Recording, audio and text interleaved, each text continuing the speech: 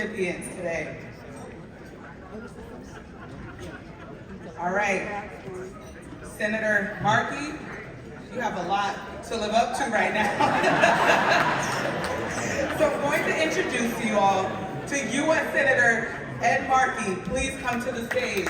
And his full bio can be found on page 35.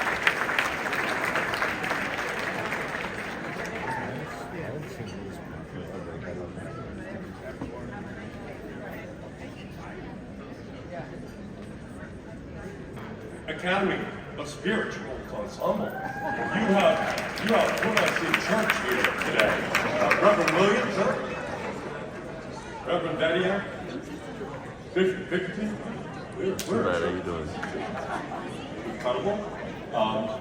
Thank you for bringing us all together here today. And thank you to our state and local leaders, to my incredible partner down in Washington, D.C., Congresswoman Bishop Ayanna Pressley. Thank you for preaching here today, to the faithful, and to Governor Healy, Attorney General Campbell, Mayor Wu, Lieutenant Governor Driscoll, and to Nicole Hannah-Jones for your unwavering commitment to justice and truth-taking. That was just such a powerful, powerful presentation which you made. So today is a day we honor a real king, America's greatest and only king. We gathered this morning to honor the life and the legacy of Dr. Martin Luther King, Jr. His legacy is one of relentless pursuit of equal justice. Justice that is not abstract, not symbolic, never delayed for convenience. It is justice measured in fair wages, affordable housing, education, and health care, and the basic right to live without fear. That justice is under threat right now as much as it has ever been. It is a threat Dr. King saw himself and understood. He called it the giant triplets of racism, economic exploitation, and militarism. Those forces are not relics of his past. They are shaping our society right now. The Trump administration uses the machinery of government not to uplift people, but to push them out and push them back. Not to protect the vulnerable, but to test how much suffering can be normalized. Here in Boston and all across the country, we are reminded of why Dr. King's resistance strategy matters.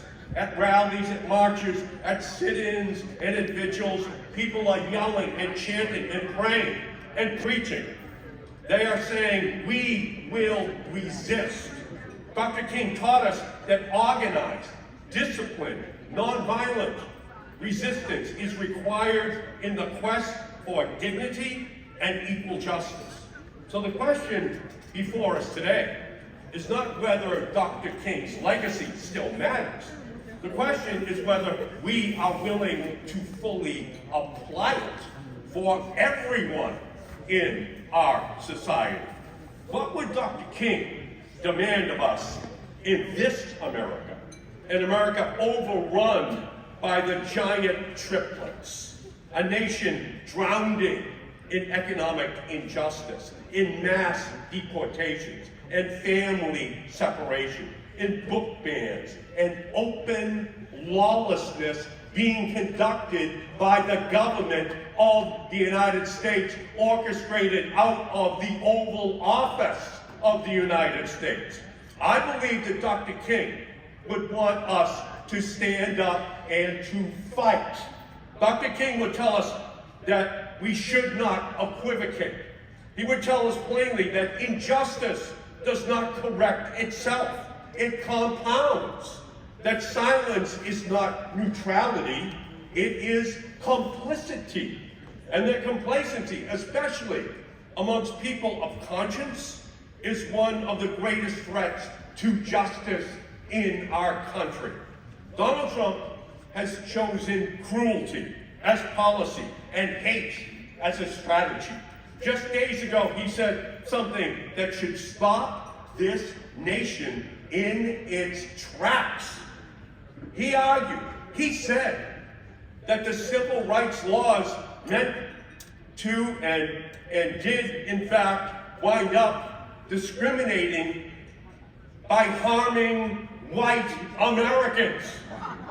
That freedom for black and brown Americans was injury, and that justice was a loss for white America. Donald Trump said that last week in the United States of America on the anniversary of the birthday of Martin Luther King Jr. That statement was not a mistake. It was a declaration, a racist dog whistle.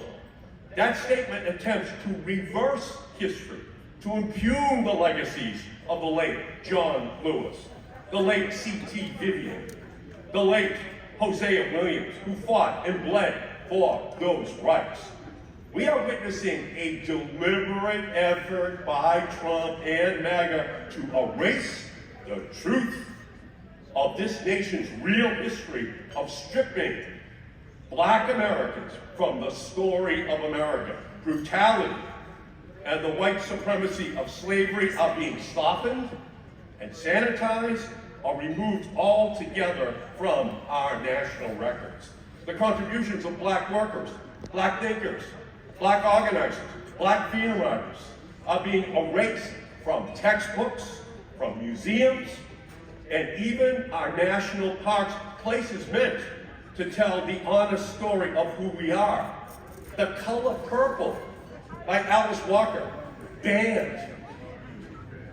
The New Jim Crow by Michelle Alexander, banned. The Bluest Eye by Toni Morrison, banned. Banned in America in 2026. All the while, Trump and his MAGA minions raise Confederate statues once again across the South. Symbols of protected power. Trump cares more about Greenland than black rights. This is not accidental. This is authoritarianism. It is tyranny. A nation that refuses to tell the truth about slavery cannot tell the truth about inequality. A nation that erases black resistance cannot explain black progress. The public record is not trying to unify the country, it is trying to absorb itself from responsibility. Across this country, we see this in ICE raids that destabilize entire neighborhoods, where families live under the constant threat, where ICE thugs wearing masks without badges or identification detain and disappear and murder, all while Trump refers to Haitians as dogs and Somalis as garbage. He doesn't want to make America great again. He wants to make America hate again. That is his plan. That is what he does every single day to our nation. Well, we will not let him. We've seen this before. When Bull Connor turned fire hoses and police dogs on children in Birmingham, ICE agents have become the very criminals that they claim that they are supposed to be arresting. That is who ICE is on the streets of our country right now. Trump wants to fight for an ICE-covered Greenland, but we need to fight against ICE-covered communities all across our country, from Minneapolis to Portland to LA to Boston. We will not forget that just blocks away from where George Floyd was murdered, where the world watched a man die under the weight of state power, another life was just taken. Renee Nicole Good. Renee Good, she was not dangerous. She was a community bearing witness. She was doing what democracy depends upon, watching power exercise itself in public. And she was murdered for it. Her death was not a tragedy in isolation. It was the predictable outcome of a system that utilizes violence as social control and closes ranks when accountability is demanded. Dr. King taught us that a government that terrorizes the vulnerable forfeits its moral authority. And that is why Ayanna Pressley and I have introduced a bill to repeal qualified immunity for police officers, which kills innocent citizens in our country. We will not rest until it is passed. But Dr. King also taught us that violence is not limited to the use of force.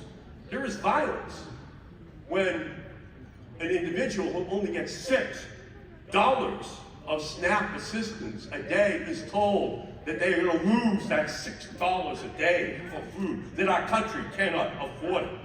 And when children walk to school on empty stomachs, we are supposed to turn a blind eye.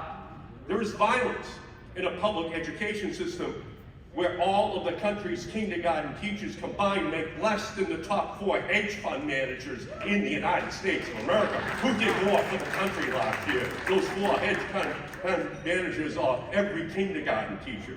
Violence is the fact that black women in America earn 69 cents and brown women make 58 cents on the dollar earned by white men in our country. There is more work to be done. Violence is mass incarceration, where 1 in 3 black men can expect incarceration at some point in their life. Violence in an America where more than 60,000 people die each year because they cannot afford to go to a doctor on time, and those people are disproportionately black and brown. Violence in an economy where 3 white men hold more wealth than 165 million people combined, while families work multiple jobs and still live in poverty. This is not simply a failure, it is by design. The economic deck is stacked, and it has been stacked deliberately. Those giant triplets of racism, exploitation, and militarism have replaced the sacred triplets of life and liberty and the pursuit of happiness. Now, let me tell you, Boston, every single day, the fight for those fundamental rights is our obligation. I have not and I will not stop fighting. As Dr. King said, the time is always right to do what is right. And that is to fight. I have voted no on more Trump and MAGA bills and nominees than any other member of the United States Senate. Because we cannot allow good policies, good people to be put in place. And I will continue to block and fight against their racist and unjust policies. And here in Massachusetts, we know how to fight. It is who we are. 250 years ago, Crispus Attucks was the first to die in the American Revolution. But we got up, and we fought, and we won. The abolitionist movement started right here. They were knocked down. They were not knocked out. They got up, they fought, and they won. The suffragette movement started right here. They were knocked down. They were not knocked out. They got up, they fought, and they won. The same-sex marriage movement, it was started here. They were knocked down. They were not knocked out. They got up, they fought, they won. Martin Luther King Jr., Coretta Scott King, they were educated here in Boston. They were knocked down. They were not knocked out. They got up, they fought, and they won. And across this country, people are feeding families. They are organizing workers. They are protecting neighbors. They are refusing to accept cruelty as inevitable. They are standing up. They are fighting, and even as they are knocked down, they will not give up. Those people, all of you, are going to stand up and fight and win. The nation is sick. Trouble is in the land. Confusion all around, said Dr. King. But I know somehow that only when it is dark enough can you see the stars. Each of you in this room is a star that Dr. King can see today, standing up for justice. So let us leave here today, not in despair, but in determination. And the question before us is not whether this moment is dangerous, because it surely is. The question is whether we will meet it with the urgency which it demands. Will we fight for Medicare and Medicaid and the Affordable Care Act, because health care is a fundamental right. Where we fight for an education system that equips every child for access to capital, for our small businesses, and for the fair and affordable, equitable housing that Dr. King called the doors of opportunity to all of God's children. Where we fight for criminal justice reform and invest instead in restorative justice, in mental health care, and in opportunity. Where we fight the stranglehold of dark money and the billionaire class on our democracy and restore the promise of one person, one vote, which he is seeking to quash. He will talk about occupying the cities of America on election day this year unless we stand up and fight, because he will seek to suppress that vote. We must fight for clean air, for clean justice, for every single person in our country. Environmental justice is an absolute essential. Jesus and Martin Luther King Jr., they talked about the Sermon on the Mount. Blessed are the poor, blessed are the sick, blessed are those in prison, blessed are those who are hungry. Blessed are the poor, that's Medicaid. Blessed are the elderly, that is Medicare. Blessed are the children, that is Head Start. Blessed are the prisoners, that's restorative justice. Blessed are those who seek justice. Those are the people who are standing on the street of our country right now saying we need justice in our country. That is what we must stand for. That is what Martin Luther King Jr. would want us to do. He would want us to fight. Thank you all for being here.